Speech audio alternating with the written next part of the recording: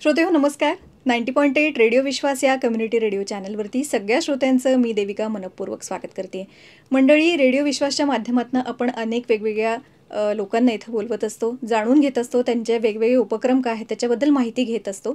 आणि आता आणखी वेगळं सांगायचं झालं तर आपल्या दैनंदिन गरजांबद्दल थोडंसं बोलूया. ते म्हणजे अन्न, वस्त्र, निवारा ह्या आपल्या दैनंदिन गरजा आहेतच.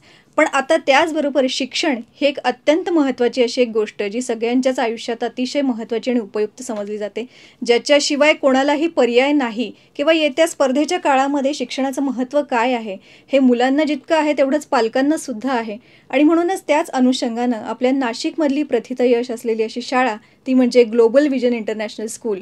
आणि तिचं नाव घेतल्याबरोबरच तिचे अनेक वेगवेगळे असलेले उपक्रम, तिच्याशी निगडीत असणारे पालक, तिच्याशी निगडीत असणारे विद्यार्थी आणि एकंदरच त्यांचं असलेलं एक हॅपी ॲटमॉस्फिअर या सगळ्यांची आपल्याला एक जाणीव होते, ओळख होते. आणि त्याच अनुषंगानं आज आपल्या स्टुडिओमध्ये ग्लोबल विजन इंटरनॅशनल स्कूलच्या managing director Vijayalakshmi Manerikar madam उपस्थित आहे. त्यांचं आपण स्वागत करूया. मॅडम, खूप स्वागत आहे तुमचं आजच्या कार्यक्रमात. आणि आज आपण कुठल्या विषयावरती बोलणार आहोत, कुठल्या विषयाची चर्चा करणार आहोत ते सुद्धा जाणून घेऊया. मंडळी, शाळा म्हटली की पालक अत्यंत उत्सुक असतात आपल्या विद्यार्थ्यांना, आपल्या मुलांना काहीतरी नवीन देण्यासाठी. आणि म्हणूनच एक प्रकारची एक चढाओढ असते की कुठल्या शाळेत मी आपल्या मुलाला टाकू. त्याच्यामुळे अगदी प्ले ग्रुप असेल, नर्सरी असेल, ती तिथपासूनच ते एक वेगळी कन्सेप्ट असते किंवा काहीतरी वेगळं पालकांना हवं असतं की माझा मुलगा सगळ्यांमध्ये वेगळा कसा वाटेल. तर मला वाटतं ग्लोबल विजन इंटरनॅशनल स्कूल हे एक अत्यंत विश्वासार्ह असं नाव आहे आजच्या घडीला. आणि खास त्याच्याबद्दल बोलायचं झालं तर नुकतीच 12 वर्ष या शाळेनं पूर्ण केलेली आहे. एक तप पूर्ण झालेलं आहे आणि 13व्या वर्षात यशस्वीरित्या त्यांनी पदार्पण केलेलं आहे. तर आता हा एकंदर प्रवास कसा घडला, काय युनिक पद्धती त्यांच्या शाळेमध्ये आहे आणि या शाळेचं वेगळेपण काय आहे हे आपण जाणून घेऊया शाळेच्या मॅनेजिंग डायरेक्टर विजयालक्ष्मी मणेरीकर यांच्याकडूनच. पुन्हा एकदा मी आपलं मनापासून स्वागत करते. Thank you so much. सर्वात आधी मी तुमचं अभिनंदन करते की 12 वर्ष आपल्या शाळेला पूर्ण झालेली आहे. फार मोठा प्रदीर्घ असा कालखंड आहे. कारण शालेय शिक्षणात किंवा शैक्षणिक क्षेत्रात इतकी प्रगती करणं हे आजकालच्या काळात खूप खरं तर अवघड आहे.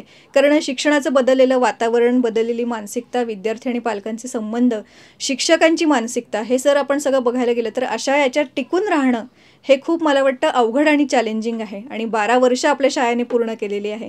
सुरुवातीला आपण ह्याच्याबद्दल काय बोलाल, मग आपण मेन आपल्या मूळ प्रश्नांकडे वळूया. नक्कीच. धन्यवाद देविका. 12 वर्ष शाळेची पूर्ण झालेली आहेत ह्याचा आम्हाला ग्लोबल विजन परिवाराला अत्यंत आनंद आहे. कारण 12 वर्षाला आपण एक तप मानतो आणि एक तप आपण एखाद्या गोष्टीची जेव्हा साधना करतो तर निश्चितच त्याची आपल्याला खूप चांगली फळं मिळतात. आम्हाला चांगली फळं मिळणं म्हणजे आमच्या विद्यार्थ्यांनी ज्ञानयज्ञाचा हा परिपूर्णतेचा ध्यास घेणं. तर आणि आमच्या विद्यार्थ्यांनी यशस्वीरित्या वाटचाल त्यांच्या आयुष्यामध्ये करणं. या 12 वर्षामध्ये आम्ही जे काही चढ उतार पाहिलेले आहेत त्याच्याने आता मला असं वाटतं की आम्ही अनुभवाची एक मोठी शिदोरी आमच्याकडे जमलेली आहे, शैक्षणिक अनुभवांची. आणि त्यातून आम्ही आमच्या शाळेला आणखी जास्त परिपक्व केलेलं आहे. आमच्याकडचे शिक्षक असतील, आमचे मुख्याध्यापक, आमचे विद्यार्थी, आमचे पालक, आमचे सगळ्यांचे जे ऋणानुबंध आहेत ते इतके घट्ट जुळलेले आहेत आणि त्यातून आमचं मार्गक्रमण आता अतिशय यशस्वीरित्या पुढे सकारात्मकतेने चालू झालेलं आहे. त्यामुळे निश्चितच 12 वर्ष पूर्ण करण्याचा आणि 13व्या वर्षामध्ये अतिशय आनंदाने आणि सकारात्मकतेने वाटचाल करण्याचा जो एक आम्ही ध्यास घेतलेला आहे किंवा आम्हाला देवाने जे एक संधी आणखी प्राप्त करून दिलेली आहे त्याच्यातूनही आम्ही एक असं मला वाटतं की याचा अर्थ असा आहे की आम्ही योग्य ते करत आहोत. म्हणूनच आम्ही टिकून राहिलेलो आहे या स्पर्धात्मक युगामध्ये. कारण जसं तुम्ही म्हणालात त्या पद्धतीने शैक्षणिक क्षेत्रामध्ये पालक, बालक आणि शिक्षक ही जी त्रिसूत्री आहे ही पूर्वी जितकी घट्ट होती तितकीच घट्ट अजूनही राहायला पाहिजे, कायमस्वरूपी राहायला ती पाहिजेच. आणि पण सगळ्यांच्या मानसिकतेमध्ये फार फार बदल झालेला आहे.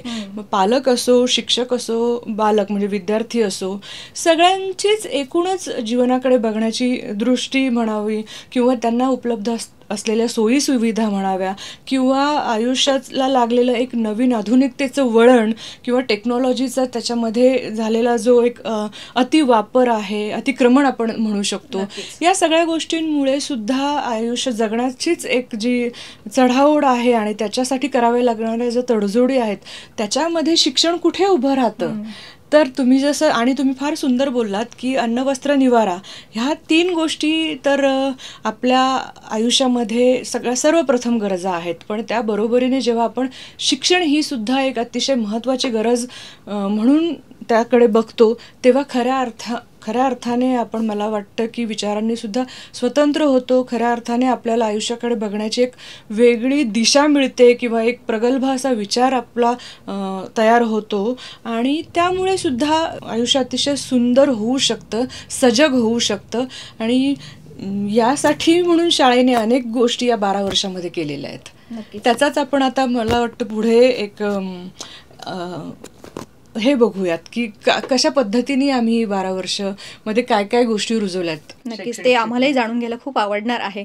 अर्थात जे मुलं आपल्या शाळेशी संबंधित आहेत त्यांना तर ह्या गोष्टी माहिती आहेच, पण श्रोत्यांना सुद्धा ह्या गोष्टी कळायला हव्या जेणेकरून कुठल्या शाळेत प्रवेश घेणं सोपं होईल किंवा प्रत्येक शाळेची एक क्वालिटी असते, व्हरायटी असते, एक काय म्हणू USP असतो, तर ती मला वाटतं प्रत्येकाला कळायला हवी आणि म्हणूनच हा आपला जो एक आजचा कार्यक्रम आहे तो सगळ्यांनाच नक्कीच मार्गदर्शक ठरेल. आता नवीन शैक्षणिक वर्षाची सुरुवात 2024-25 जूनमध्ये शाळा सुरू होणार आहेत. काही शाळांच्या ॲडमिशन प्रोसेस झालेल्या आहेत किंवा चालू असतील असंही असेल. तर आपण थोडंसं आणखीन याच्या मागे जाऊया. ते म्हणजे 12 वर्ष एक तर आपल्या शाळांनी पूर्ण केलेली आहेतच. या वर्षांमध्ये एक सगळ्यांच्याच आयुष्यात ठहराव देणारी 2-2.5 वर्ष आली, ते म्हणजे कोरोनाचा काळ, कोविडचा पिरियड. तर ग्लोबल विजन स्कूलमध्ये शैक्षणिक धोरण 2020ची अंमलबजावणी, त्याच्याबद्दल आपण काय बोलाल? निश्चितच फार महत्त्वाचा प्रश्न आहे. 2019मध्ये न्यू एज्युकेशन पॉलिसी 2020 ह्याची म्हणजे हे जाहीर झालं केंद्र सरकारकडनं आणि त्याची अंमलबजावणी 2023-24 पासून होईल असं त्यावेळी सरकारने घोषित केलं होतं. म्हणजे त्याच्या आधीही ते होऊ शकलं असतं, पण जेव्हा न्यू एज्युकेशन पॉलिसी डिक्लेअर झाली आणि त्याच नंतर अगदी 6 महिन्यातच कोविडनी एंट्री केली आणि कोविडमुळे सगळ्या शाळा ऑनलाईन शिफ्ट झाल्या, म्हणजे फिजिकल स्कूल्स बंद झाल्या आणि त्यामुळे ते धोरण जे होतं नवीन शैक्षणिक धोरण ते अंमलात आणता येऊ शकत नव्हतं, कारण परिस्थिती अतिशय प्रतिकूल होती. सगळ्यांना घरी बसूनच शिक्षण घेणं क्रमप्राप्त होतं आणि कम्प्युटरचा वापर सगळा वाढलेला होता. त्यामुळे नवीन शैक्षणिक धोरणात जे सांगितलेलं आहे ते त्या सिच्युएशनमध्ये बसूच शकत नव्हतं. त्यामुळे आता त्या दृष्टीने आपल्याला म्हणजे कोविड होऊन गेल्यानंतर सुद्धा वरती आता 2 वर्ष शाळा म्हणजे काय म्हणूयात सुरळीत चाललेल्या आहेत आणि आता नवीन शैक्षणिक धोरण आपण अंमलात आणू शकतो. नवीन शैक्षणिक धोरण हे अतिशय सुंदर आहे. नवीन शैक्षणिक धोरणामध्ये परिपूर्ण म्हणजे ज्याला हॉलिस्टिक एज्युकेशन म्हणतात त्याची सगळी सूत्री दिलेली आहे त्यांनी, ज्याच्यामध्ये भारतीय अभिजात कला, भारतीय अभिजात संस्कृती ह्याचा विकास कसा मुलांमध्ये करता येईल, त्याच्यानंतर मुलांची शैक्षणिक गुणवत्ता कशी वाढवता येईल, त्यानंतर मुलांची क्षमता जी आहे कुठलीही गोष्ट करण्यासाठी, म्हणजे नुसतं थिओरिटिकल नॉलेज न घेता प्रॅक्टिकली ते जे काही अनुभव त्याला शिक्षणातून मिळालेला आहे किंवा अनुभवातून शिक्षण कसं मुलाला देता येईल जेणेकरून संकल्पना त्याच्या अगदी स्पष्ट होतील आणि त्याला दररोजच्या दैनंदिन आयुष्यामध्ये त्या अभ्यासाचा उपयोग करून घेता येईल, अशा दृष्टीने नवीन शैक्षणिक धोरणामध्ये सगळे मुद्दे दिलेले आहेत. म्हणजे ज्याला आपण गुणवत्तापूर्ण शिक्षण किंवा स्किल मॅनेजमेंट आणि स्किल डेव्हलपमेंट आणि लिबरल एज्युकेशन ही एक कॉन्सेप्ट त्याच्यामध्ये दिलेली आहे. लिबरल एज्युकेशन म्हणजे की ज्याला आपण इंटिग्रेटेड एज्युकेशनसुद्धा म्हणू शकतो. म्हणजे जे मूलभूत विषय असतात शालेय शिक्षणामध्ये ज्याच्यामध्ये भाषा असतील, विज्ञान असेल, गणित असेल, समाजशास्त्र असेल, हे विषय एकमेकांशी कसे निगडीत आहेत, या विषयांमध्ये एकमेकांचा वापर करून तो विषय कसा शिकायचा असतो, याला आपण लिबरल एज्युकेशन म्हणतो किंवा इंटिग्रेटेड एज्युकेशन म्हणतो. दुसरी गोष्ट, लिबरल एज्युकेशनची आणखी एक संकल्पना त्याच्यामध्ये दिलेली आहे की विद्यार्थ्याला मोकळीक दिलेली आहे किंवा स्वातंत्र्य दिलेलं आहे की तो त्याला जर अर्थशास्त्राचा अभ्यास करायचा असेल तर त्यांनी तो केला पाहिजे. त्याला जर संगीताचा अभ्यास करायचा असेल आणि त्याच्याबरोबर संगणकाचा अभ्यास करायचा असेल तर त्यांनी तो केला पाहिजे. आणि सगळ्या विषयांचा एक त्याला ज्याला एक्सप्लोअर करणं म्हणतात की सगळ्या विषयांची एक झलक त्याला दिली गेली पाहिजे. म्हणजे तो मला कुठला विषय आवडतो तो मी आणखी जास्त एक्सप्लोअर करेन, आणखी जास्त त्याचा अभ्यास करेन. अशा पद्धतीचं ते एक धोरण आहे. शालेय स्तरावर त्याच्यामध्ये अनेक अशा गोष्टी सुचवलेल्या आहेत. म्हणजे बेसिक तर स्ट्रक्चर जे आहे ते तिथूनच बदललेलं आहे की आपल्याकडे जे पूर्व प्राथमिक शिक्षण nursery, junior KG, senior KG किंवा बालवाडी, अंगणवाडी, बालवाडी अशा 3 ते 5चा जो वयोगट होता त्याच्यामध्ये पूर्व प्राथमिक शिक्षणाला गणलं जायचं. पण आता नवीन शैक्षणिक धोरणामध्ये त्याची जी रचना केलेली आहे त्याला रचनात्मक बदल जो म्हणतात, स्ट्रक्चरल चेंज, त्याच्यामध्ये त्यांनी असं केलेलं आहे की nursery, junior KG, senior KG, first standard and second standard, म्हणजे नर्सरीपासून सेकंड स्टँडर्डपर्यंत, म्हणजे 3 वर्षापासून साधारण 7-7.5 वर्षापर्यंत किंवा 8 वर्षापर्यंतची जी मुलं आहेत ती पूर्व प्राथमिक या सेक्टरमध्ये येतात. त्याच्या पुढची जी मुलं आहेत म्हणजे 3rd to 5th असा एक वयोगट केलेला आहे. आणि मग या पद्धतीने 6 to 10 आणि मग 11-12 ह्या पद्धतीने त्यांनी रचनात्मक बदल केलेला आहे. आणि मला असं वाटतं की महाराष्ट्रामध्ये याची अंमलबजावणी होणं गरजेचं आहे. मी ग्लोबल विजन स्कूलबद्दल सांगू इच्छिते की आम्ही या वर्षापासून महाराष्ट्र शासनाचं जे सर्क्युलर आम्हाला मिळालेलं होतं, म्हणजे सगळ्या शाळांना मिळालेलं होतं, त्यानुसार आम्ही वेळेमध्ये बदल केलेला आहे. त्याच्यानंतर आमचा जो पहिला सेक्टर आहे पूर्व प्राथमिक तो बदललेला आहे. म्हणजे नर्सरी टू सेकंड स्टँडर्ड आता आमच्याकडे प्री स्कूल म्हणून कन्सिडर केलेलं आहे. आणि त्या दृष्टीने आम्ही आता पुढचं शिक्षण या जूनपासून सुरू होणार आहे. खूप छान वाटलं आपल्याशी बोलून की NEP 2020चा आपण प्रत्यक्ष इथं काय म्हणू अंमलात आणायला ती गोष्ट आपण सुरुवात केलेली आहे. शाळेची वेळसुद्धा आपण त्या पद्धतीनं बदललेली आहे. निश्चितच पालकांना सुद्धा या वेळेचा काहीतरी उपयोग होईल किंवा मुलांची झोप पूर्ण होण्याकडे जो एक कल त्यांनी सांगितलेला होता की मुलांची झोप नीट झाली पाहिजे ते जेणेकरून ते शाळेमध्ये उत्साहानं सहभागी होऊ शकतील, त्यांचं दैनंदिन किंवा जे एक रोजचं रुटीन आहे ते छान फॉलो करू शकतील. तर मला वाटतं आपलं खरंच कौतुक करायला हवं की आपण प्रत्यक्ष त्याच्यावरती अंमलबजावणी केली आणि पालकांना सुद्धा याचा खूप छान वापर करता येईल या वेळेचा सुद्धा. आता आपण पुढे जाऊया, ते म्हणजे ग्लोबल विजन स्कूलमध्ये आता सध्या 2024-25ची एक योजना कशी आहे किंवा काय पद्धतीनं याच्यामध्ये नवीन नवीन सुविधा असणार आहेत? नक्कीच. येत्या शैक्षणिक वर्षामध्ये म्हणजे 2024-25मध्ये आम्ही अनेक बदल आमच्या शैक्षणिक धोरणामध्ये केलेले आहेत, वैयक्तिक आमच्या शाळेच्या. मला असं वाटतं की change is the only constant thing in life. बरोबर. कुठलाही बदल जेव्हा आपल्या दररोजच्या आयुष्यामध्ये आपण घडवतो आणि बदल ॲक्सेप्ट करण्यासाठी आपण तयार असतो तेव्हा प्रगतीकडे आपली वाटचाल होते, तेव्हा विकास होतो. त्यामुळे त्या दृष्टीने आपण जे म्हणतो की आपण करत असलेल्या गोष्टींचं आपण सिंहावलोकन केलं पाहिजे. आपण काय काय आत्तापर्यंत करत होतो आणि त्याच्यामुळे काय चांगल्या गोष्टी घडून आलेल्या आहेत किंवा काय नकारात्मक गोष्टी झालेल्या आहेत, प्रगती कुठे खुंटली आहे, प्रगती कुठे चांगली चाललेली आहे, कुठला बदल केला तर आणखी प्रगती जास्त होऊ शकते विद्यार्थ्यांची, या सगळ्या गोष्टींचा विचार करून दरवर्षी आपण आपल्या शैक्षणिक धोरणामध्ये थोडाफार बदल करत असतो. आणि त्यानुसार आम्ही बऱ्याच नवीन गोष्टी आमच्या शालेय जो एक उपक्रम असतो किंवा ज्याला आम्ही अकॅडमिक प्लॅनर म्हणतो त्याच्यात करतो. तर यावर्षी जसं मी तुम्हाला सांगितलं की नर्सरी टू सेकंड स्टँडर्ड ही आमची प्री स्कूल आहे. 3rd स्टँडर्डपासून आमची लोअर प्रायमरी, मग अप्पर प्रायमरी, मग प्रायमरी, सेकंडरी असे आम्ही विभाग केलेले आहेत, जेणेकरून छोट्या छोट्या गटांमध्ये आम्ही त्यांना हेड्स दिलेले आहेत. म्हणजे ज्याला आम्ही कोऑर्डिनेटर म्हणतो, अकॅडमिक कोऑर्डिनेटर, एक्झाम कोऑर्डिनेटर. त्यामुळे काय होतं की ज्याला डिसेंट्रलायझेशन ऑफ मॅनेजमेंट असं म्हणतात की म्हणजे छोट्या छोट्या गटांमध्ये जेव्हा तुम्ही हेड्स नेमून देता त्यावेळी त्या शिक्षकाचं किंवा त्या हेडचं ते जो एक लक्ष केंद्रित करण्याचा ग्रुप होतो तो छोटा झाल्यामुळे ते जास्त चांगल्या पद्धतीने त्यांच्याकडे लक्ष देऊ शकतात मुलांकडे. आणि हा एक पहिला बदल आम्ही केलेला आहे. दुसरा बदल म्हणजे जे मी म्हणलं की वेळेचं नियोजन आम्ही अशा पद्धतीने केलेलं आहे की ज्याच्यामध्ये आपले जे महत्त्वाचे विषय असतात ते विषय, ज्याला बेसिक सब्जेक्ट्स म्हणतात, आणि को करिक्युलर सब्जेक्ट्स असतात. असे 2 प्रकारचे सब्जेक्ट्स असतात, ज्याच्यामध्ये को करिक्युलर सब्जेक्ट्समध्ये सगळ्या कला, खेळ, क्रीडा ह्या गोष्टी येतात. तर याचं विभाजन असं केलेलं आहे आम्ही की जेणेकरून दोघांची अतिशय चांगल्या पद्धतीने सांगड घातली जाईल आणि कुठल्याही विषयाकडे दुर्लक्ष होणार नाही. हे एक महत्त्वाचं आहे आम्ही जे आता धोरण लागू केलेलं आहे.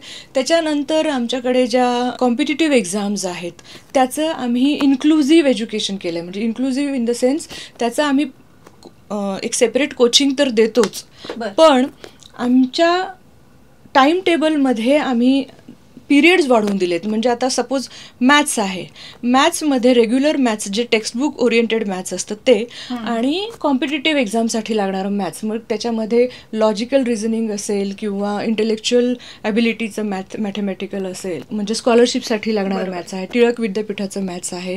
त्याच्यानंतर मॅथ्स ऑलिम्पियाडच्या एक्झाम्स असतात.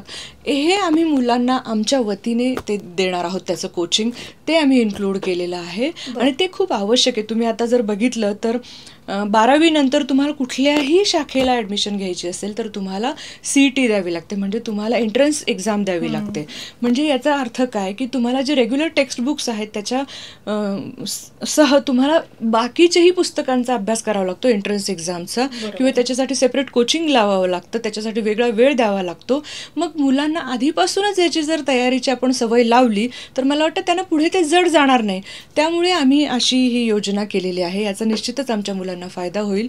त्यानंतर आम्ही म्हणजे अनेक अशा गोष्टी केलेल्या आहेत. जसं आमच्याकडे ॲक्टिव्ह मदर्स क्लब आहे, ज्याला आपण म्हणतो की बालक, पालक आणि शिक्षक हे एकत्रितपणे जेव्हा मुलांच्या विकासाचा विचार करतात तेव्हा खऱ्या अर्थाने मुलांचा विकास घडून येतो. आणि त्याच्यासाठी म्हणून आम्ही पालकांसाठी सुद्धा शाळा भरवतो. त्याच्यामध्ये आम्ही शाळा भरवतो इन द सेन्स महिन्यातून एकदा आम्ही अशी सभा घेतो की ज्याच्यामध्ये मुलांच्या गुणवत्तेचा विकास कसा होईल याची चर्चासत्र आम्ही आयोजित करतो पालकांबरोबर.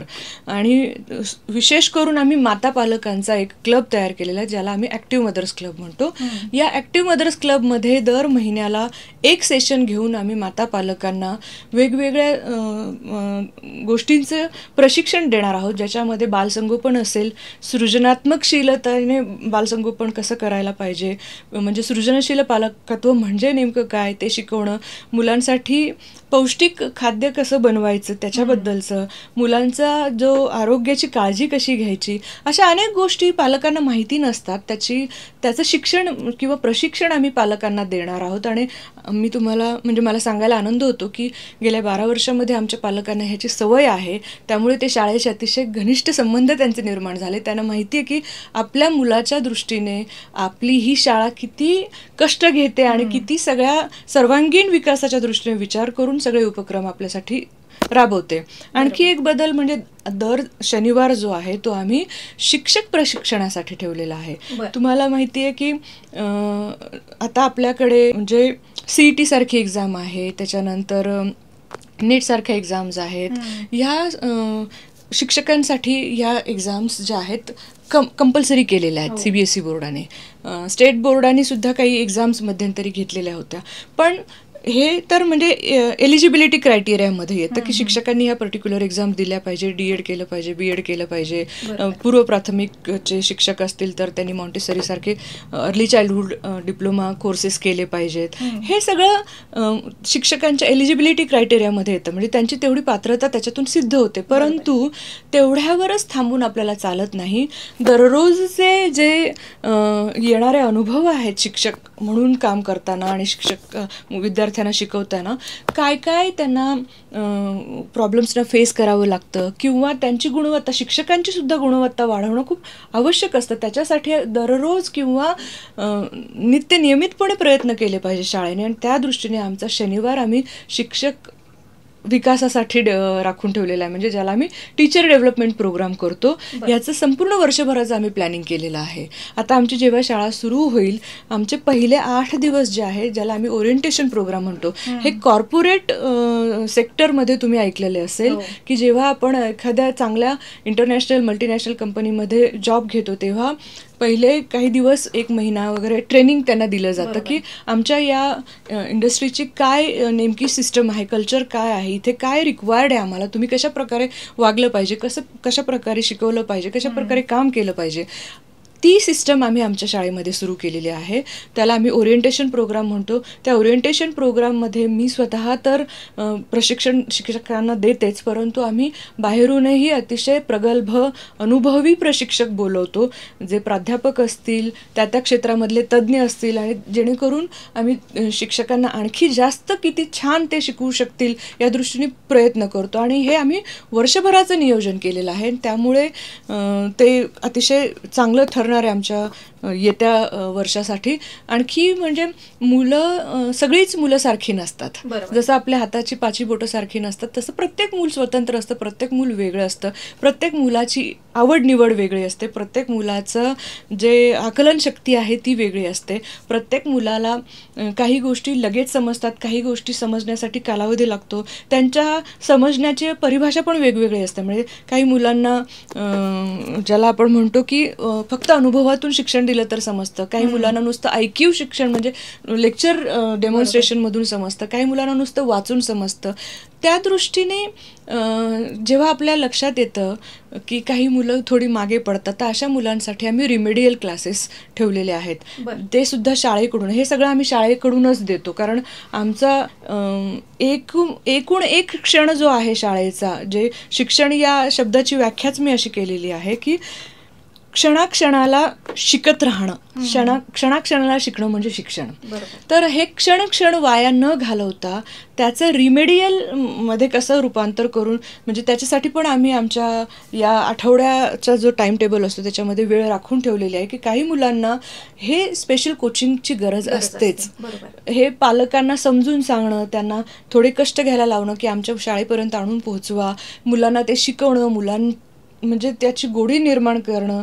आणि याचा जो म्हणतो ना आपण की एक मुलांना स्पेशल त्यांच्याकडे कॉन्सन्ट्रेशन करून लक्ष देणं, असं सगळं केलेलं आहे. मूल्य शिक्षणाधारित शिक्षण, मूल्याधारित जीवन विकासासाठी आवश्यक असणाऱ्या क्षमतांचे शिक्षण, अशा बऱ्याच गोष्टी आम्ही आता या नवीन येत्या शैक्षणिक वर्षामध्ये इन्क्लूड केलेल्या आहेत. आणि त्याचा नक्कीच आमच्या विद्यार्थ्यांना खूप जास्त फायदा होणार आहे आणि आमचे पालकही खूप जास्त आनंदित होणार आहेत.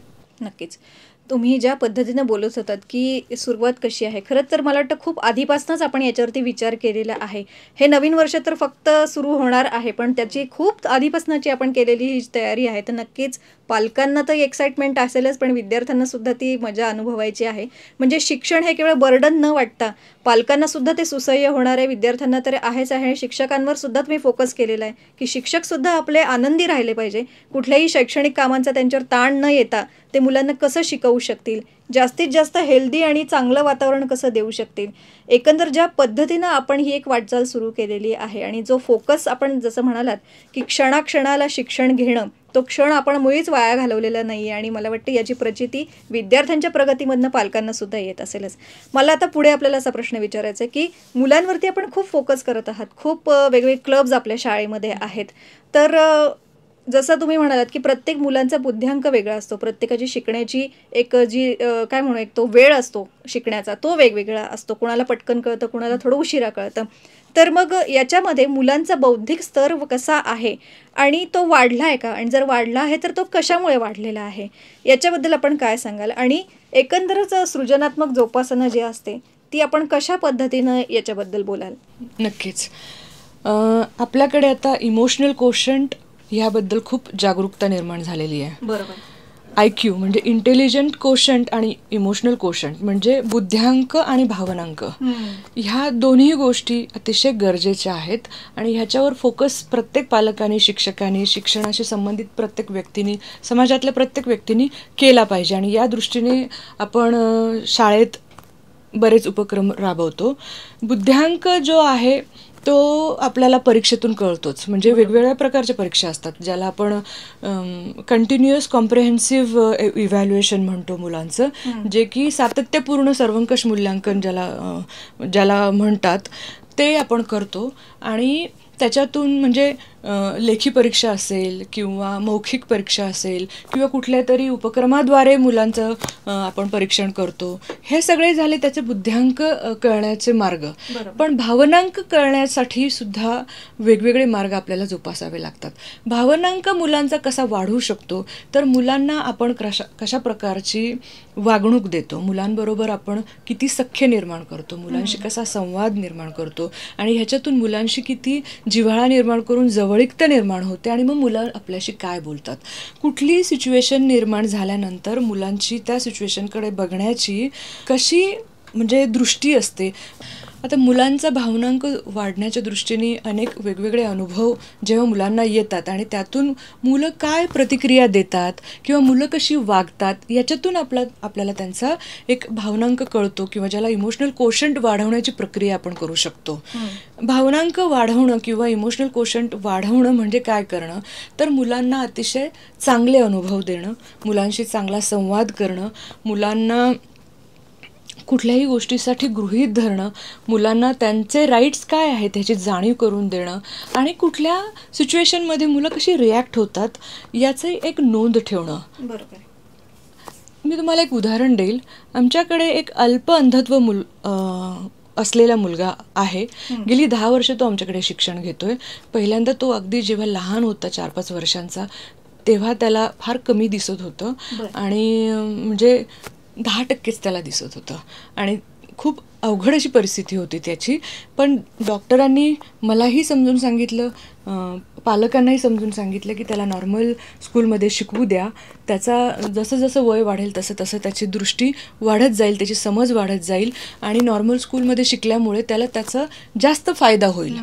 कारण त्याला पूर्ण अंधत्व नाही आहे, त्याला ब्रेल लिपीची गरज नाही आहे. तो असं नॉर्मल वाचू शकतो, पण त्याला लार्ज साईजमध्ये तुम्ही टेक्स्टबुक झेरॉक्स करून द्या, नोट्स झेरॉक्स करून द्या, असं त्यांनी मला सांगितलेलं होतं. मग त्या दृष्टीने आम्ही त्याची खूप काळजी घेतली.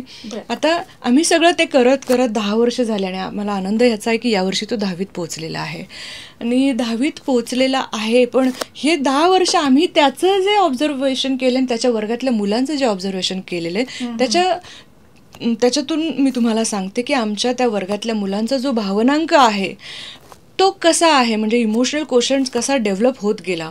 म्हणजे मुलं जी एखाद्या जनरली काय असतं की ह्युमन टेंडन्सी काय असते की कोणामध्ये व्यंग्य असेल तर त्या व्यंग्याकडे विचित्र पद्धतीने बघणं, त्याला विचित्र पद्धतीने टॅकल करणं किंवा त्याच्याकडे न जाणं, ही एक नकारात्मक दृष्टी असते.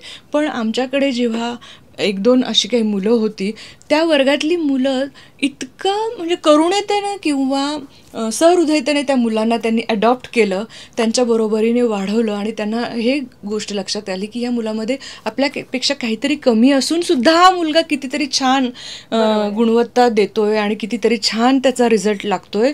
तर त्याला सांभाळून घेणं, त्याच्यातली कमी काय आहे आणि ती कशी आहे ह्याच्या दृष्टीने एक वेगळ्या पद्धतीने विचार करणं आणि सहृदयता वाढणं, ते काही वेगळ्या मूल्य शिक्षण देऊन आपण शिकवण्याची ती गोष्ट नाही आहे. त्यांच्या दैनंदिन आयुष्यामध्येच त्यांना ते शिकवलं गेलं पाहिजे.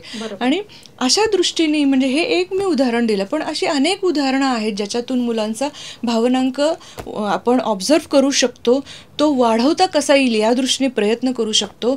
आणि आम्ही तर असे अनेक उपक्रम घेतलेले आहेत ज्याच्यामध्ये मुलांच्या इमोशनल कोशंट डेव्हलपमेंटबद्दल आम्ही सातत्याने प्रयत्न करत आहोत आणि त्यामुळेही आमची मुलं अतिशय सद्गुणी झालेली आहेत आणि अतिशय छान अशी मुलं आहेत आमची.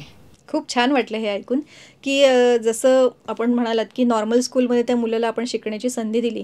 कारण जेव्हा मुलांमध्येच आपण भेदभाव करतो तेव्हा त्या जो प्रत्यक्ष त्या जी परिस्थिती त्या मुलावर आहे त्याला तर ते स्वतःला फील होतच, पण त्या पालकांना सुद्धा ते खूप प्रकर्षाने जाणवत असतं की माझं मूल कुठेतरी कमी आहे आणि म्हणून त्याला वेगळ्या पद्धतीनं आपण शिक्षण देतोय. पण ज्या पद्धतीनं आपण जे हे चॅलेंज ॲक्सेप्ट केलं, नक्कीच मुलांची सुद्धा दृष्टी त्याच्याकडे बघण्याची बदललेली आहे. आणि जसं सहृदयतेबद्दल आपण बोललात की आपण कोणात व्यंग असतं तर तो एक चेष्टेचा विषय ठरतो किंवा आपण आपण त्याला कुठेतरी कमी लेखतो. तर असं न होता मुलांमध्ये सुद्धा हे काय म्हणून सामंजस्यातनं आणि बरोबर राहण्यातनं हे जे मिळालेलं शिक्षण आहे ते खूप महत्त्वाचं आहे. आणि मला वाटतं पुस्तकी ज्ञानापेक्षा जेव्हा असं शिक्षण मिळतं तेव्हाच माणूस म्हणून तो कुठेतरी छान पद्धतीनं घडत असतो, असं इथं आपण म्हणू शकतो. विजयालक्ष्मीजी, खूप छान हा आपला संवाद चालू आहे. जसा तुमच्या शाळेचा प्रवास इतका छान रंगला तसाच हा संवाद सुद्धा आपला छान रंगतोय. मला आपल्याला पुढे असं विचारायचं आहे, ते म्हणजे ग्लोबल व्हिजन स्कूलचं नाव तर आता सगळीकडे खूप गाजलेलं आहे, की म्हणजे लोकांना त्याचा अनुभव छान येतोच आहे. पण आता ही शाळा जीवनावश्यक सुद्धा उपक्रम राबवते आहे, तर त्याच्याबद्दल आपण काय सांगाल? नक्कीच. जीवन आणि शाळा म्हणजे किंवा जीवन आणि शिक्षण ह्या दोन वेगवेगळ्या गोष्टी मी मानत नाही. जीवन हेच आपल्याला दररोज शिक्षण देत असतं आणि त्यामुळे शालेय शिक्षण वेगळं आणि जीवन शिक्षण वेगळं असं काही होत नाही, कारण की प्रत्येक क्षण आपण जो जगतो त्याच्यातून आपण काहीतरी शिकतो. त्यामुळे आम्ही शालेय अभ्यासक्रमाबरोबर जीवनावश्यक कला, जीवनावश्यक जे स्किल्स आहेत ते आपल्याला कसे देता येईल या दृष्टीने विचार केला आणि मग त्याचे काही क्लब्स आम्ही तयार केले. कारण आपले जे मूलभूत 6 विषय असतात ज्याला बेसिक सब्जेक्ट्स म्हणतात, कोर सब्जेक्ट्स, ज्याच्यामध्ये भाषा येतात. आमच्याकडे 4 भाषा आम्ही शिकवतो. त्याच्यानंतर विज्ञान येतं, गणित येतं आणि समाजशास्त्र, हे झाले बेसिक सब्जेक्ट्स. त्याच्यानंतर मी मगाशी म्हटल्याप्रमाणे को करिक्युलर सब्जेक्ट्स असतात. त्याच्यामध्ये कला आणि क्रीडा येतात. म्हणजे कलेमध्ये ड्रॉइंग, म्युझिक, डान्स, ड्रामा आणि क्रीडा, खेळाचे विविध प्रकार हे येतं. या पलीकडे जाऊन आणि आणखी आम्ही म्हणजे जनरली सगळ्या शाळा हे 2 शिक्षण देतात.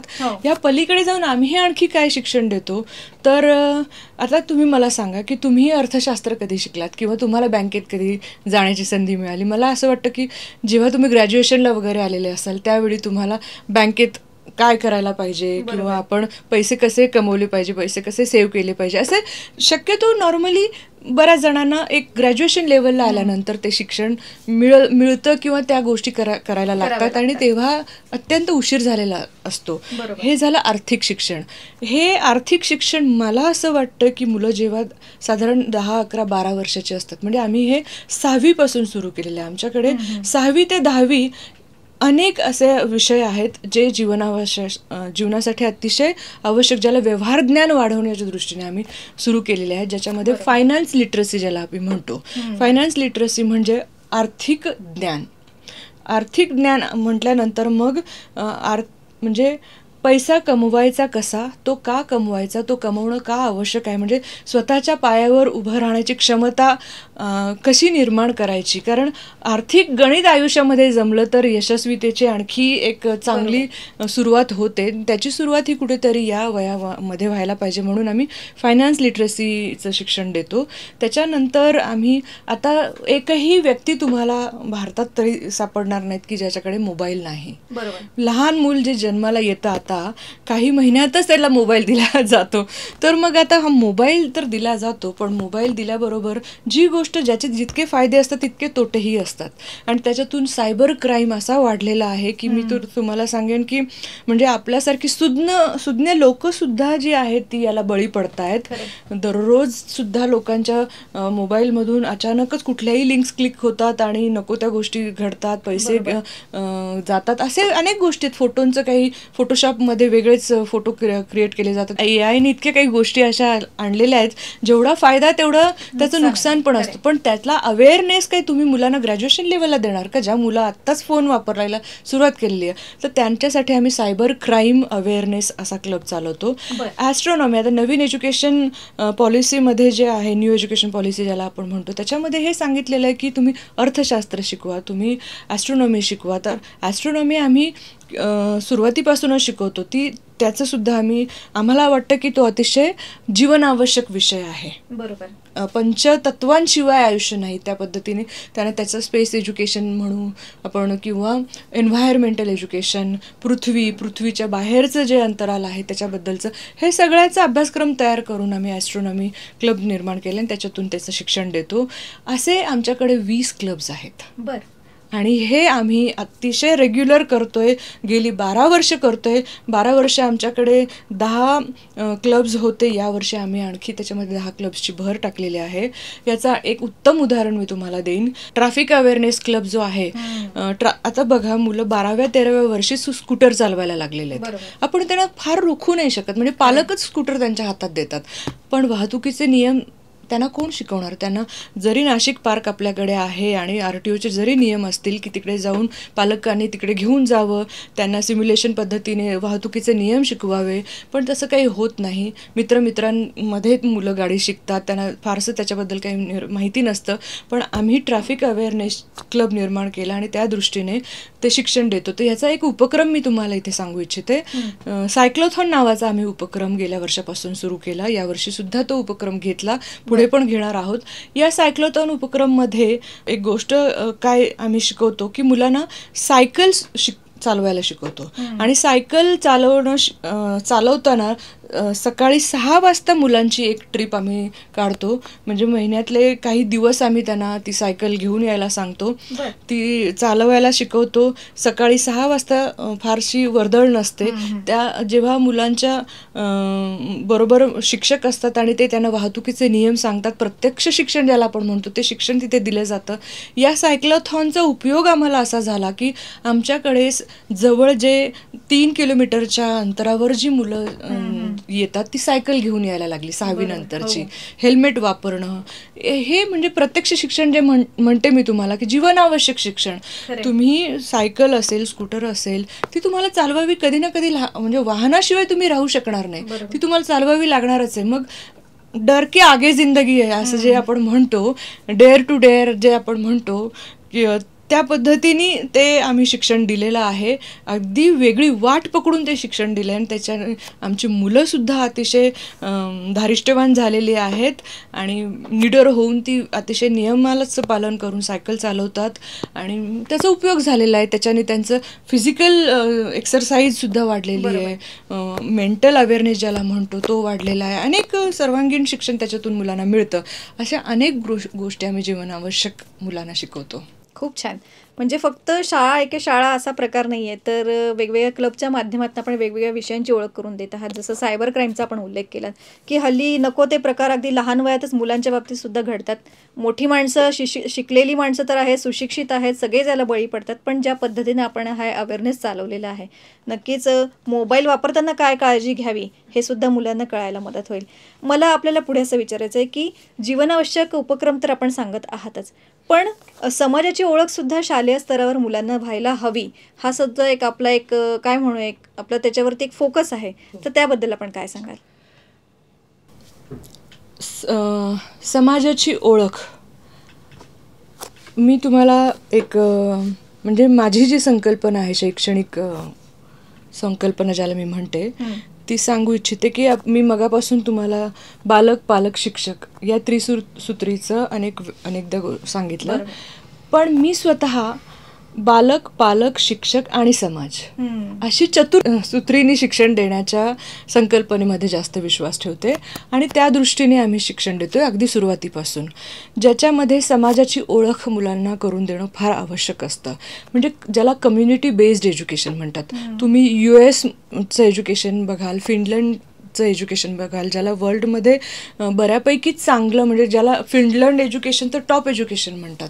नॉट नेसेसरी की चायनीज एज्युकेशन खूप चांगलं आहे, जॅपनीज एज्युकेशन खूप चांगलं आहे, फिनलंडचंच एज्युकेशन खूप चांगलं आहे किंवा जर्मनीतलं शिक्षण खूप चांगलं आहे. हे त्याच्याच भोवताली आपण अडकून राहून आपल्याकडे आपण तसं शिक्षण देऊ शकत नाही असं नाही आहे. आपल्याकडच्या जर तुम्ही नालंदा विद्यापीठ किंवा तक्षशिला विद्यापीठ यांच्याबद्दल जर तुम्ही अभ्यास केला असेल किंवा ज्याला आपण गुरुकुल शिक्षण आपल्याकडे ज्याची सुरुवात झाली होती, ज्याच्यामुळे ब्रिटिश आपल्याकडे अट्रॅक्ट झाले होते, ज्याच्यामुळे आपण 64 कलांचं शिक्षण मुलांना देत होतो, या सगळ्या म्हणजे आपल्याकडची मूलभूत शिक्षण पद्धत ही इतकी कम्युनिटी बेस्ड आहे, इतकी सुंदर आहे, ज्याच्यामध्ये समाजाची ओळख होते, हे आपण बाजूला ठेवलं आणि वेगळीच शिक्षण पद्धती आपण नुसतं सब्जेक्ट ओरिएंटेड शिक्षण ठेवलं. तर मला असं वाटतं की ते कुठेतरी बदललं पाहिजे म्हणजे आपल्या मूलतेकडे आपण गेलं पाहिजे. आपली जी अभिजात शिक्षण पद्धती आहे ती आपण पुन्हा एकदा मुलांना त्याची ओळख करून दिली पाहिजे. आणि म्हणून कम्युनिटी बेस्ड एज्युकेशनला मी खूप जास्त महत्त्व देते. आणि ते कम्युनिटी बेस्ड एज्युकेशन म्हणजे काय, म्हणजे माझ्या लहानपणी मला आठवतं की स्काउट गाईडचं शिक्षण आमच्याकडे असायचं. स्काउट गाईडच्या शिक्षणामध्ये आम्हाला एक उपक्रम होता ज्याच्यामध्ये आम्हाला आता नेमकं त्याची मला संकल्पना म्हणजे नाव आठवत नाही, पण त्याच्यामध्ये आम्हाला घरोघर काम करून पैसे कमवावे लागायचे. खरी कमाई. हां, आता खरी कमाई किंवा घरोघर काम करून पैसे कमवणं ही काही चुकीची संकल्पना आहे का? नाही.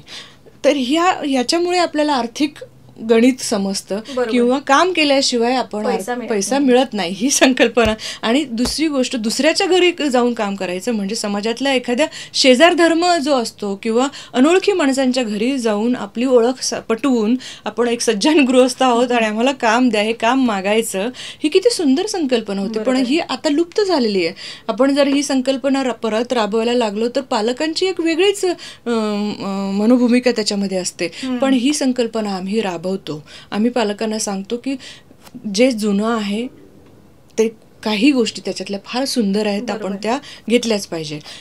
दुसरी गोष्ट, समाजात ज्याला आपण काही स्ट्रीट प्लेज करतो म्हणजे काही असे स्ट्रीट प्लेज असतात की ज्याच्यातून पाणी वाचवा किंवा वृक्ष लावा, प्रदूषणचा प्रसार करू नका, हे सगळे कचऱ्याचा निचरा कसा करायचा, असे छोटे छोटे अनेक म्हणजे मुलीला शिक्षण द्या किंवा प्रौढ शिक्षण, अशा अनेक विषयांवर आम्ही स्ट्रीट प्लेज करतो. आणि समाजाच्या वेगवेगळ्या स्तरावर जाऊन ते ग्रुपमध्ये जाऊन मुलं समाजापर्यंत त्या जनजागृती करतात. असे अनेक उपक्रम आम्ही त्याच्यामध्ये घेतो. म्हणजे ही वेळ आपली कमी पडेल इतके सगळे उपक्रम घेतो. खरी कमाईचा उल्लेख आपण केला, ते मला वाटतं आपल्या वेळेस फार तो प्रकार होता की, आणि अगदी शेजारच्या घरात जाऊन कणिक भिजवून देणं किंवा कोथिंबीर आणून देणं, या छोट्या छोट्या कामांमधनं मुलं शिकत गेली खरंच. आणि पैसा कमवताना किती कष्ट पडतात किंवा छोटंसं काम केल्यानंतर किंवा कणिक भिजवणं हे त्यावेळेस खूप आपल्याला थोडं मोठं काम वाटायचं आपल्या वयाच्या दृष्टीने, पण ते केल्यानंतर मिळणारा मोबदला तरी फार थोडा असायचा. आणि त्याच्यामुळे थोड्या पैशातनं सुद्धा आपण ते शिकलो की आपले पालक कष्ट करतात आणि त्या पैशाची जाणीव आपण ठेवली पाहिजे. तर नक्कीच हा उपक्रम तुम्ही राबवत आहात हे ऐकून खूप छान वाटलं. विजयलक्ष्मीजी, मला आपल्याला पुढे असं विचारायचं की जसं बालक, पालक, शिक्षक आणि समाज ही चतुसूत्री आपण त्याच्यावरती जास्त भर देता, त्याला जास्त फोकस करता, तर पालकांकडे आपण आता येऊया. पालकांची भूमिका बऱ्याचदा अशी असते की शाळा चांगली निवडलेली आहे त्याच्यामुळे आपलं काम संपलं, असंही बऱ्याचदा होतं. तर शिक्षणाच्या या प्रवासात पालकांच्या भूमिकेबद्दल आपण काय बोलाल? निश्चितच पालकांची भूमिका अतिशय महत्त्वाची आहे. आपण नेहमी एक शब्द वापरतो, सृजनशील पालकत्व. सृजनशील पालकत्व म्हणजे काय हे किती जणांना आहे? तुम्ही हा प्रश्न विचारून बघा जे पालक असतील त्यांना. सृजनशील पालकत्व हे शिकायला लागतं. जसं आपण कुठल्याही प्रोफेशनमध्ये गेल्यानंतर त्या प्रोफेशनची सगळ्या गोष्टी आपण शिकतो, तसं पालक हे सुद्धा एक प्रोफेशनच आहे मला असं वाटतं. म्हणजे का सांगू का, कारण की पालक होतो तर पालक झाल्यानंतर जसं मूल वाढत जात किंवा प्रगल्भ होत जातं तसं पालक म्हणून आपणही प्रगल्भच होत जातो ना. पालक होण्याच्या आधी काय आपण पालकाचं प्रशिक्षण घेतलेलं नसतं की मी आता उद्या पालक होणार आहे तर मी कसा, जेव्हा पालक होतो तेव्हाच तो अनुभव आपल्याला येतो ना. त्यामुळे पालक काय करतात, शाळा निवडेपर्यंत खूप त्यांना क्युरिओसिटी असते की आपल्याला अशी शाळा पाहिजे, तशी शाळा पाहिजे. खूप त्यांना म्हणजे ते टेक्निकल टर्म्सवर फार जास्त म्हणजे इन्फ्रास्ट्रक्चरवर फार जास्त भर देतात. त्यांना इतर गोष्टी म्हणजे अभ्यासक्रम काय आहे किंवा आणखी मुलाची वाढ कशी होते, वयोगटानुसार मुलाचे बुद्धिमत्ता असेल किंवा मुलाचे शारीरिक क्षमता असेल, मुलाचं मानसिक आरोग्य असेल, या सगळ्यांची वाढ कशी, विकास कसा होत जातो या दृष्टीने त्यांनी विचार केला पाहिजे. आणि पालक हा शाळेचा अतिशय महत्त्वाचा घटक आहे. पालकांनी सजग राहून शाळा शिक्षण देत आहे त्याच्यामध्ये आपला काय उपयोग होऊ शकतो, आपल्या मुलाच्या विकासामध्ये आपण शाळेला कसा सपोर्ट करू शकतो. शाळेने जेव्हा पालकांना बोलवलेलं असतं, पालक सभा घेण्यासाठी असेल, पालकांना एखाद्या गोष्टीचं समज देण्यासाठी असेल किंवा पालकांना एखादी प्रशिक्षण देण्यासाठी असेल, तर पालकांनी वेळ काढून जावं. साधं तुम्हाला एक गोष्ट सांगते की दर महिन्याला परीक्षा झाल्यानंतर मुलांचा निकाल बघण्यासाठी पालकांना बोलवलं जातं आणि त्यावेळेस कुठलं तरी एक आम्ही तरी एक बाहेरचे स्पीकर पण बोलवतो, म्हणजे जे वक्ते असतात त्यांना बोलवतो की त्यांनी काही मार्गदर्शन पालकत्वाबद्दल पालकांना करावं आणि मग त्यांनी निकाल बघावा. पण तो निकाल बघण्यासाठी जी दिलेली वेळ असेल ना, ती वेळ सुद्धा पालक पाळत नाहीत. 1 तास वेळ काढून त्यांना यायचं असतं महिन्यातून एकदा शाळेमध्ये. फार कमी पालक असतात की त्यांना लक्षात येतं की आपल्या शाळा रेग्युलर नोकरीमधून 1 तासाचा रजा घेऊन आपण जावं, आपल्या मुलाला दिलेली वेळ जी आहे, म्हणजे आपल्या मुलाचा निकाल बघण्यासाठी जी वेळ दिली, शिक्षकांबरोबर चर्चा करावी की त्याला एवढे गुण का मिळालेले आहेत, तो कुठे कमी पडतोय किंवा तो कसा वागतो वर्गामध्ये, त्याचे मित्र कोणते आहेत, हे सगळं त्यांना माहिती करून घेणं गरजेचं असतं ना. तर हा पालकांचा रोल आहे असं मला वाटतं की पालकांनी सदोदित शाळेशी आणि दररोज मुलांच्या डायरीमध्ये काही होम असाइनमेंट्स देणं गरजेचं असतं, काही प्रोजेक्ट्स देणं गरजेचं असतं, जे अपेक्षित असतं की पालकांबरोबर बसून मुलगा करेल. म्हणजे तिथे घरी सुद्धा 1 तास तर रोज तुम्ही तुमच्या मुलांसाठी दिला पाहिजे की नाही, आणि तो देऊन तो मुलाकडून ते करून घेणं हे गरजेचं आहे. हा सुद्धा पालकांचा महत्त्वाचा रोल आहे. पण किती पालक मुलाची डायरी वाचतात, किती पालक हे बघतात की शाळेने काय दिलेलं आहे, आणि मग कुठे 4-5 वर्ष झाल्यानंतर अचानकच त्यांना जाग येते की मुलगा कमी पडतोय, मुलगा आपलं काहीच ऐकत नाहीये, मुलगा कुठल्याही गोष्टीला सकारात्मक उत्तर देत नाहीये, तेव्हा वेळ निघून गेलेली असते. बरोबर, अगदी खरं आहे की केवळ शाळेवरती मुलांना सोपवणं हे खूप काय म्हणूया चुकीचंच असायला हवं. कारण की मुलांचा बरोबरच पालकांचा सहभागसुद्धा तितकाच महत्त्वाचा आहे. आणि जेव्हा पालक अशा पद्धतीने मुलांशी जोडलेले असतात, शाळेशी जोडलेले असतात, तेव्हा नक्कीच पालकांची तर एक प्रगती असतेच, त्याचबरोबर विद्यार्थ्यांची सुद्धा सर्वांगीण प्रगती व्हायला मदत होत असते. मला आपल्याला पुढे विचारायचं आहे की शिक्षणाचा स्तर सुधारण्यासाठी आपण अनेक पातळ्यांवरती प्रयत्न करत असतो, सतत प्रयत्न करत असतो. तर मग याच्यामध्ये स्कूल मॅनेजमेंट, शिक्षक आणि पालक यांनी मिळून काय करायला हवं? फक्त तुमच्या शाळेपुरतंच असं मी म्हणत नाही, तर एक जनरल आपण याच्याबद्दल काय सांगाल? मला असं वाटतं की प्रवेश घेतानाच पालकांना हे सांगितलं गेलं पाहिजे की जसा मुलगा आमच्या शाळेत प्रवेश घेतोय किंवा मुलाचा प्रवेश तुम्ही आमच्या शाळेत घेताय, तसं तुम्हाला एक गोष्ट लक्षात ठेवली पाहिजे की जेव्हाही शाळा तुम्हाला बोलवेल मुलाची कुठलीही गोष्ट तुमच्यापर्यंत चर्चा करण्यासाठी, तर तुम्ही शाळेत येणं गरजेचं आहे. बरोबर, ही पहिली गोष्ट त्यांना सांगितली पाहिजे. पालकांनी सुद्धा त्या दृष्टीने एक समजदार भूमिका घेऊन ते मान्य केलं पाहिजे आणि वेळ शाळेला दिला पाहिजे. पालकांची भूमिका शाळेची कशी असावी या संदर्भातलं एक उदाहरण मी देऊ इच्छिते. आम्ही पालकांसाठी बऱ्याच ॲक्टिव्हिटीज करत असतो जेणेकरून पालक आमच्याकडे शाळेत येतील रेग्युलर आणि त्यांचा सहभाग नोंदवतील. PTA असोसिएशन तर असतेच, ती म्हणजे नियमातच आहे की प्रत्येक शाळेला PTA असोसिएशन असावी, पण त्याच्यात सिलेक्टिव्ह पेरेंट्स असतात. पण इन्फॉर्मल वेमध्ये जाऊन आता आम्ही काय केलं होतं हे सांगते की आम्ही पालकांचं नाटक बसवलं होतं. आता जेव्हा पालकांचं नाटक बसवलं तेव्हा आम्ही एक ऑडिशन घेतली आणि त्या ऑडिशनसाठी आमचे म्हणजे 100पेक्षा जास्त पालक आले होते. त्याच्यातून आम्ही त्यांना एक नाटकाचं प्रशिक्षण दिलं. त्याच्यातून काही पालक सिलेक्ट केले, काही पालकांनी नाटकात भाग घेतला, काही पालकांनी नृत्यात भाग घेतला. आणि त्यामुळे त्यांच्या मुलांना जो आनंद झाला आणि अभिमान वाटला की आपल्या आईवडिलांना ही गोष्ट येते, हे एक उदाहरण झालं. त्याच्यामुळे त्यांचे शिक्षकांचे जे अतिशय सुंदर संबंध निर्माण झाले आणि त्याच्यामुळे मुलं जी आनंदी झाली, त्याचा एक आणखी सकारात्मक परिणाम हा अभ्यासावर होतो. हे एक उदाहरण तुम्हाला मी दिलेलं आहे. पालकांच्या आम्ही क्रीडा स्पर्धा घेतो, ड्रॉइंगच्या स्पर्धा घेतो, संगीताच्या स्पर्धा घेतो, त्याच्यातून किंवा कुकिंगच्या स्पर्धा घेतो. त्याच्यातून पण काय होतं की पालकांना पण संधी मिळते. बऱ्याच पालकांना अशी संधी आयुष्यात कधीच मिळालेली नसते, ती संधी मिळते. आणि मला असं वाटतं की त्याच्यामुळे सुद्धा एक पालकांना हे कळतं की ही शाळा फक्त मुलांची नाही, तर ही माझी शाळा आहे. आणखी एक महत्त्वाचं उदाहरण मी देईन की आमची जी लायब्ररी आहे, ज्याला शालेय ग्रंथालय आपण म्हणूयात, हे ग्रंथालय म्हणजे आमची एकमेव शाळा असेल की जिथे आमच्याकडे पालकांसाठी ग्रंथालय उपलब्ध आहे. बरं. पालकांसाठी आम्ही एक दालन केलेलं आहे, ज्याच्यामध्ये पालकांसाठी आवश्यक असलेली पुस्तकं, मग बालसंगोपनाविषयीची असतील, सृजनशील पालकत्वाची पुस्तकं असतील किंवा अवांतर वाचनाची पुस्तकं असतील, शैक्षणिक अशैक्षणिक विषय जे पालकांनी वाचणं आवश्यक आहे ते आम्ही म्हणजे आमच्याकडे अनेक पालक याचा लाभ घेतात. कारण समाजामध्ये वाचनालय आपल्याकडे अनेक ठिकाणी असतील तरी हे यंग पालक जे आहे, युवा पालक जे म्हणू, ते काही वाचनालयाचे सहभागी होत नाहीत, मेंबर्स सदस्य होत नाहीत. फक्त रिटायर्ड लोक जी आहेत त्यांच्यासाठी ग्रंथालय किंवा वाचनालय आहेत अशी त्यांची एक समज त्यांचा झालेला असतो. तो समज त्यांचा काही का असेना, पण आमच्याकडे आमची लायब्ररी पालकांसाठी उपलब्ध आहे आणि त्यांनी त्याचा फायदा घ्यावा हे वारंवार त्यांना सांगतो आणि त्याचा आम्ही असा म्हणजे पालकांना इन्व्हॉल्व करण्याचा प्रयत्न करतो आमच्या शाळेत. खूप छान हा आपला प्रयत्न आहे की जसं मला वाटतं आपण लहानपणी आपल्या शाळेमध्ये आपली आईसुद्धा काही स्पर्धांमध्ये भाग घ्यायची. मग ते भाजी चिरण्याची स्पर्धा असेल किंवा काहीतरी रांगोळीची स्पर्धा असेल, ह्या छोट्या छोट्या स्पर्धांमधनं पालकांनी सुद्धा ते दिवस पुन्हा जर अनुभवले तर नक्कीच ते त्यांना सुद्धा खूप छान वाटतं. आणि आपली आई किंवा आपले वडील काहीतरी छान करून दाखवतायत, ते जिंकतायत, हे जेव्हा मुलं बघतात तेव्हा त्यांनाही अतिशय छान वाटतं आणि एक फ्रेंडली वातावरण सगळीकडे तयार व्हायला मदत होते. आता आपण पुढे जाऊया की म्हणजे इतक्या छान सुविधा तर शाळेत आहेतच.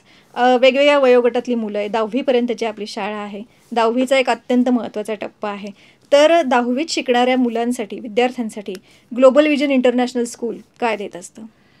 10वी ही एक खरंच चॅलेंजिंग गोष्ट आहे. मी म्हणेन आयुष्यातला एक अतिशय महत्त्वाचा टप्पा आहे मुलांच्या, ज्याला टर्निंग पॉईंट म्हणतो. वयाच्या दृष्टीने सुद्धा आणि शिक्षणाच्या दृष्टीने सुद्धा. नुसती बोर्डाची परीक्षा आहे म्हणून मी म्हणत नाही आहे, परंतु मुलांचं जे एक वयाचा जो टप्पा येतो ना, त्याच्यामध्ये मुलांच्या शरीरामध्ये ज्या हार्मोनल चेंजेस होतात आणि त्याच्यामुळे मुलांच्या वागणुकीमध्ये जे बदल झालेले असतात, त्यामुळे मुलं ही त्या वयात आल्यानंतर म्हणजे साधारण 15-16चं ते वय असतं, त्यावेळी मुलं ही शिक्षकांचे मित्र बनलीच पाहिजेत. बरोबर. गुरु हा मित्र जेव्हा होतो तेव्हा तो जास्त चांगला गुरु होतो. ही आपल्याकडे गुरुकुल पद्धतीमध्ये सुद्धा हे मान्य केलेलं आहे. तर त्यामुळे आमच्याकडे जे 10वीच्या ज्या योजना आहेत त्याच्यात आम्ही दर महिन्याला बाहेरचे जे तज्ज्ञ विषय तज्ज्ञ आहेत त्यांना आम्ही बोलवतो, जे इतर शाळांमध्ये किंवा कॉलेजेसमध्ये ते विषय अनेक वर्षांपासून शिकवत आहेत. बोर्डाच्या परीक्षांसाठी जे मॉडरेटर म्हणून काम करतात किंवा सिलेबस डिझायनिंग कमिटीमध्ये काम करतात, असे शिक्षण मंडळाशी संबंधित असतील किंवा अभ्यासक्रमाशी संबंधित जे तज्ज्ञ आहेत त्यांना आम्ही बोलवतो आणि त्यांची व्याख्यानं आमच्या 10वीच्या मुलांसाठी आयोजित करतो. माझा स्वतःचा एक उपक्रम आहे दिशा 10वीच्या म्हणून, ज्याच्यामध्ये मी विद्यार्थ्यांना शिक्षण देते किंवा विद्यार्थ्यांना 10वीचे जे विषय आहेत त्या विषयांकडे कशा दृष्टीने पाहायचं, त्याचं एक पहिल्यापासूनच टाइम टेबल कसं तयार करायचं अभ्यासाचं. सेल्फ स्टडी किती महत्त्वाचं आहे 10वीमध्ये, कारण सेल्फ स्टडी जर मुलांनी केला नाही तर ते केवळ फक्त IQ शिक्षणावर, ज्याला लेक्चर पद्धत म्हणतो, त्याच्यावरच अवलंबून राहिले तर त्यांना चांगली गुण मिळू शकत नाहीत परीक्षेमध्ये. त्या दृष्टीने आम्ही प्रयत्न करतो. 10वीच्या मुलांना आम्ही म्हणजे असं करत नाही की तुम्ही आता या सगळ्या कोकरिक्युलर ॲक्टिव्हिटीजमधून तुम्हाला बाजूला केलेलं आहे आणि तुम्ही फक्त संपूर्ण 12 महिने अभ्यासावरच लक्ष केंद्रित करा, असं करत नाही. त्यांना सगळ्या म्हणजे त्यांना म्युझिक असेल, डान्स असेल, ड्रामा असेल, त्याच्यामध्ये रेग्युलर आम्ही सहभागी करून घेतो. त्यांच्यासाठी चांगल्या फील्ड ट्रिप्स अरेंज करतो, त्यांच्यासाठी शैक्षणिक ट्रिप्स अरेंज करतो, ज्याच्यातून त्यांना खूप आनंद पण मिळतो आणि वेगळं शिक्षणही मिळतं. असे अनेक वेगवेगळे उपक्रम आम्ही राबवतो आणि 10वीचं शिक्षण आम्ही एप्रिलमध्येच सुरू करतो. म्हणजे मार्चमध्ये त्यांची 9वीची परीक्षा होते आणि 10वीपासून एप्रिलपासून त्यांचा 10वीचा वर्ग सुरू होतो. मेमध्ये त्यांना सुट्टी असते, परत जूनपासून शाळा सुरू होते. तर नक्कीच विजयालक्ष्मीजी, हा खूप छान प्रवास आहे की विद्यार्थ्यांची 10वी सुद्धा आनंददायी झाली पाहिजे. त्यांना त्याचा ताण न येता त्यांनी सगळ्या ॲक्टिव्हिटीमध्ये सहभागी होऊन उत्तम शिक्षण आणि उत्तम मार्कसुद्धा मिळवले पाहिजे. हा जो एक तुमचा फोकस आहे, मला वाटतं हा खूप छान आहे आणि सगळ्या पालकांना सुद्धा याच्यामध्ये थोडंसं प्रेशर कमी झालेलं आहे की आपला मुलगा आता 10वीला आहे, मुलगी 10वीला आहे. तर ज्या छान पद्धतीनं आपली ही एकंदर वाटचाल आहे 1ली ते 10वी किंवा जसं तुम्ही म्हणालात की आता पूर्ण वर्गक्रम आपण वेगळे केलेले आहेत, विषय वयाप्रमाणे ते वयोगट जसे आपण वेगवेगळे बदललेले आहेत. तर अगदी प्ले ग्रुपपासून ते 10वीपर्यंत जो एक सर्वांगीण विकास आपण विद्यार्थ्यांचा करत असाल, तर नक्कीच 12 काय येणारी पुढची 12 वर्षसुद्धा आपली छान शाळेची आनंददायी जातील, अतिशय प्रगतीची जातील, यशस्वी जातील असं इथं म्हणता येईल. आणि जाता जाता पुन्हा एकदा मी आपलं अभिनंदन करते की 12 वर्षाचा हा यशस्वी कालखंड आपण पार पडलेला आहे. 13व्या वर्षात आपण पदार्पण केलेलं आहे. नक्कीच येणारं वर्षसुद्धा आपल्यासाठी खूप छान जावो आणि अनेक विद्यार्थ्यांचा हा विकास आपल्या या शाळेच्या माध्यमातून हो, पालकांचा विकास हो, असंच मी इथे म्हणते. आणि श्रोते हो, आज आपल्या चॅनलवरती ग्लोबल विजन इंटरनॅशनल स्कूलच्या डायरेक्टर विजयालक्ष्मी मणेरीकर मॅडम इथे आलेल्या होत्या आणि ग्लोबल विजन इंटरनॅशनलच्या शाळेच्या असलेल्या वेगवेगळ्या संकल्पना, राबवत असलेले उपक्रम, 2023-24चं असलेली त्यांची एकंदर असलेली आखणी, या सगळ्यांबद्दलच आपण सविस्तर जी आज चर्चा केली, त्याच्याबद्दल विजयलक्ष्मी जी आज आपण इथे आलात आणि इतका छान संवाद साधलात, इतका छान वेळ दिलात, सविस्तर चर्चा घडली, त्याच्याबद्दल रेडिओ विश्वास आणि सगळ्या श्रोत्यांच्या वतीनं मी आपले मनापासून आभार मानते. मनःपूर्वक धन्यवाद. धन्यवाद.